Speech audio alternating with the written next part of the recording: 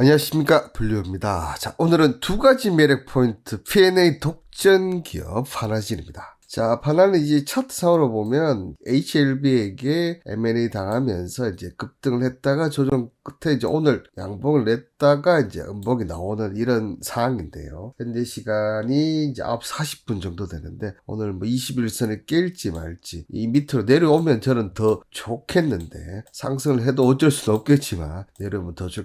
여기서 매수를 하고 싶은 종목이 파나진인데 왜 그런가 하면요. 자, HLB가 321억을 들여서 파나진 경영권을 확보했습니다. 자, 제3자 배정 안에 보면 이제 거의 자기들 회사 위주로 넣어놓은 거예요. 그죠? 그래서 1년간 보호 예수를 하면서 이제 경영권을 확보하겠다. 이렇게 발표를 했습니다. 그것 때문에 이제 급등을 했다가 이제 조정을 받고 추가 상승이냐 하락이냐 이 시점에 있는데요. 자, 일단 이 HLB가 인수함으로써 이 분자 진단 전문기업 이 파나진, 특히 이 P&A 펩타이드 핵산을 이용한 파나진의 기술력은 암 진단 분야에서 독보적이고 거의 우리나라에서 이걸 장악하고 있다고 보시면 될 것 같아요. 그런데 어떻게 보면 파나진은 어쨌든 국내 기업이지 않습니까? 해외 팔로가 좀 어렵지만 이 HLB는 어쨌든 거의 뭐 세계적인 바이오 기업이다 보니까 에보트나 로시 등의 해외 대형 진단 기업을 고객사로 두고 있기 때문에 해외 팔로가 두 기업 간의 시너지가 나올 수 있다는 그런 계산이 HLB가 딱 이 파나진을 선택한 게 아닌가 생각이 드는데요.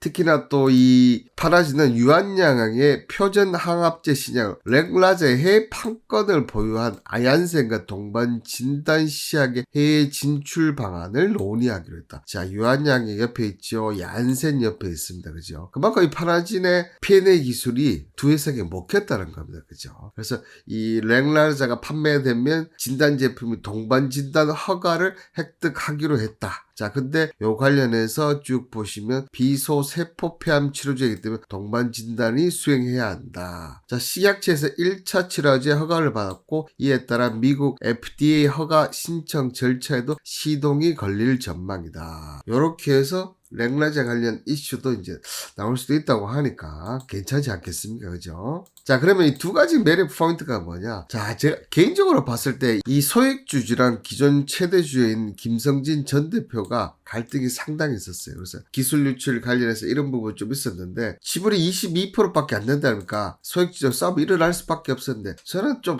개인적으로 저희 소액주주가 과연 진짜 소액주주가 이런 거 좀 생각이 들어요. 왜냐하면 소액주들이 그 바이오 회사 이런 뭐 흔들기 나온 게 뭐 한두 건 아니지. 그건 보통 지분이 그래도 뭐 10% 미만 이런 쪽이라고 보면 그래도 22%가 바이오 쪽에서는 적은 편이 아니거든, 지분이. 그리고 파나진 같은 경우는 흑자를 항상 유지했던 기업이란 거죠. 자, 그런데 뭐 주가가 좀 낮아서 그런 부분은 분명히 있을 수 있겠지만 저 소액주주를 누군가 이용을 했다면 이런 생각이 좀 들긴 들습니다. 그런 부분이 있기 때문에 이 관련해서 소액주주가 HLB에게 힘을 실어주면서 어떻게 보면 이 M&A가 전속적으로 좀 이루어진 부분. 그래서 어쨌든 뭐 경영권 분쟁 이렇게 나오죠. 경영권 분쟁은 아니고 소액주주와 싸움 종결되었다. 그럼 소액주주 간 리스크는 이제 없어진다는 거고. 자, 이러한 이후에 주가가 뜨는 케이스를 제가 꽤 많이 봤습니다. 그래서 어쨌든 리스크 하나가 종결됐다. 자, 그리고 두 번째가 너무 싸게 팔린 경영권입니다. 자, 매각가가 321억이거든요. 자, 그런데 이 파나진의 현금성 자산이 200억 가까이, 그리고 시가총액이 2천억 가까이. 물론 20%라고 치지만 20% 정도밖에 안 되기 때문에 그러면 큰 부분은 아니지 않냐. 5분의 1밖에 안 되니까, 그죠? 그렇게 따지더라도 301억 때 너무 경영 프레임 이런 부분은 전혀 없다는 거죠. 자, 그런 걸 봤을 때 항상 제가 이제 너무 싸게 팔리면 어떡하면 추후에 뭔가가 있다. 그러니까 이렇게 싸게 했을 때는 그 대표이사와 아니면 다른 뭔가 이면 계약이 좀 있을 가능성이 좀 높습니다. 그분이 주가를 올리겠다 아니면 뒤에 뭔가를 더 나오겠다는 거. 그게 뭐 시비가 됐든 전환사채가 됐든 그런 부분들이 나올 수 있다는 걸 고려해 본 다음에 그것도 당연히 3자 매각이겠죠. 이런 부분을 봤을 때 자, 대주주가 어쨌든 HLB 우리나라 대한민국의 넘버원 바이오에서 또 얘들이 하면 항상 움직임이 컸다는 부분. 계획에 너무 싸게 팔렸다. 소액주주 리스크 없었다. 저 가격대에서 우리가 부담이 없다고 한 번만 내려준다면 저는 이 파나진 한번 움직임이 크게 나오지 않을까 생각을 합니다.